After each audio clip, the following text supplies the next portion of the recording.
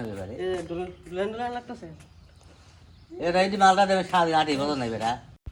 আপনারা যারা দোকান থেকে এরকম হাঁড়ি পাতিল কিনেন, তারা দোকান থেকে না কিনে যাদের বাড়ির পাশে এগুলো মুরব্বি যায় হকারগিরি করে যারা, তাদের কাছ থেকে রাখার চেষ্টা করবেন।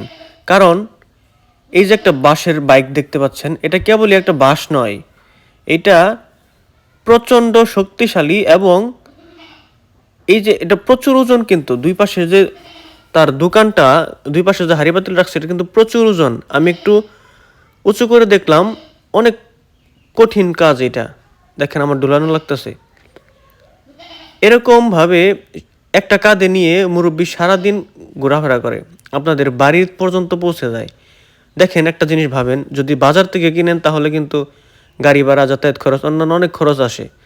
এই খরচগুলো বাদ দিয়ে আপনারা যদি এদের মতো মুরব্বির কাছ থেকে কিনেন, ওনার কাছ থেকেই কিনতে হবে এমন না, যারা এরকম হকারগিরি করে তাদের কাছ থেকে নেওয়ার চেষ্টা করবেন।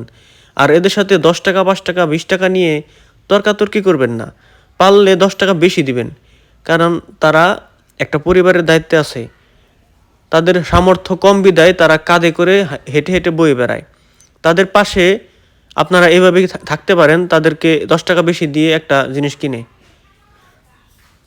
চাচা সারাদিন বিক্রি করার পর এই জিনিসটা আমাদের বাড়িতে আমানত স্বরূপ রেখে যায়। আমরা খুব যত্ন করে আমাদের নতুন বিল্ডিং ঘরের মধ্যে রেখে দিই, আর পরের দিন সে এসে আবার নতুন করে নিয়ে যায় বিক্রি করার জন্য। তো আমি এখন চাচার দোকান সহায়তা করলাম দোকানে সাজাতে। দেখুন নতুন করে আরও আজকে বের হয়ে যাবে এখান থেকে, নতুন কিছু পণ্য নিয়ে আসছে, সেগুলো আমি সাজিয়ে দিচ্ছি সাথে সাথে। দেখতেছি প্রথমে কিভাবে সাজায়, তারপর আমি কলসিটা একটু আগিয়ে দিলাম। এরকমভাবে ধরেন প্রতিদিনই আসে চাচা, সারাদিন বিক্রি করে আমাদের এখানে রেখে যায়, কোনো সমস্যা হয় না। তো আপনারা যারা দোকান থেকে এগুলো কিনেন, ওই এক কথাই তো বললাম, আপনারা চেষ্টা করবেন তাদের কাছ থেকে নেওয়ার জন্য। আসলে বিভিন্নভাবে আমরা মানুষের উপকার আসতে পারি। আর মোট কথা হচ্ছে, সে কিন্তু ব্যবসা করে খাচ্ছে, সে কোনো বাজে কাজ করছে না, ব্যবসা হালাল। আর দেখেন উনি কতটা পরিশ্রমী, উনি জুতা অবধি পা মধ্যে রাখতেছে না। কারণ জিজ্ঞেস করলাম কেন, চাচা বলল যে আমার জুতা পায়ে দিয়ে হেঁটে অভ্যাস নেই। তো ফাইনালি এটা আমি আরেকবার উচ্চ করতেছি, দেখেন এটা কিন্তু সত্যি অনেক শক্তিশালী আর এবং অনেক ওজন, দুই পাশে প্রায় 2 মনের মতো ওজন হবে। আর এই সীসাগুলা কিন্তু উনি কেজি হিসেবে বিক্রি করেন। আপনাদের কারো চোখের সামনে যদি ওনার দোকান পড়ে, অবশ্যই আপনারা রাখার চেষ্টা করবেন।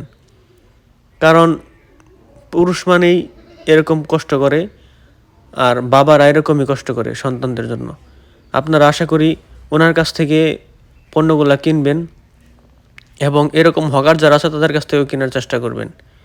আর ফাইনালি চাচা এখন দোকান সাজিয়ে ফেলেছে, এখন চলে যাবে। আরেকটা কথা বলি, আমার পেজ কিন্তু মনিটাইজেশন হয় নাই। আপনারা যদি ভিডিওটা বেশি বেশি শেয়ার করেন তাহলে আমি এরকম মানুষের পাশে থাকবো ইনশাল্লাহ।